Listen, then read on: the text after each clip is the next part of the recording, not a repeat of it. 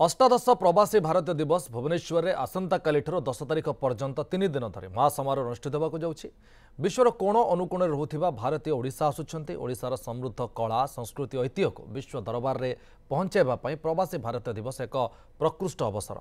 एक सुंदर और सौहार्दपूर्ण अभिज्ञता प्रदान पई ट्विन सिटी को संपूर्ण रूपे स्वच्छ निर्मल करा सहित उत्सव मुखर करा जाइछि। आपण निवेदन करुछि जे अवसर में आपण माने प्रवासी भारतीयों को स्वागत करंतु एवं यथोचित सम्मान प्रदर्शन करंतु। आसंता में समस्त मिसी प्रवासी भारतीय दिवस को सफल करवा एवं प्रवासी माने जे बळे ओडिसा रे ही तांग जीवन सबुठार भल अनुभूति पाइबे से दिगरे प्रचेष्टा करवा। आपण माने जानती ओडिसा रे प्रथम थर पई प्रवासी भारतीय दिवस अनुष्ठित होबाकू जाउछि। जनवरी 8 रु 10 तारिख पर्यंत विश्वर कोण अनुकोण रे रहुतबा भारतीय माने ओडिशा आसुछन्ति। अनेक वर्ष परे आम ओडिया माननक पई एहा एक अपूर्व सुजोग। विश्व दरबार रे ओडिशार मर्यादा को सम्मान को प्रतिष्ठित करिया पई आमे समस्ते संकल्पबद्ध। एही 3 दिन पर्यंत समस्त अतिथि माने भुवनेश्वर रे रहिबे एवं अनेक पर्यटन स्थल को मध्य बुलिबाकू जिबे।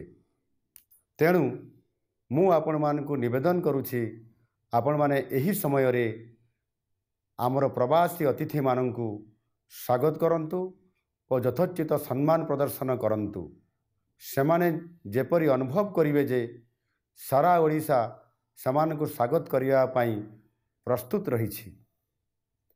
रास्ता घाट रे सेमाने किछि आवश्यकता अनुभव कले सेमानकू तुरंत साहाय्य करंतु।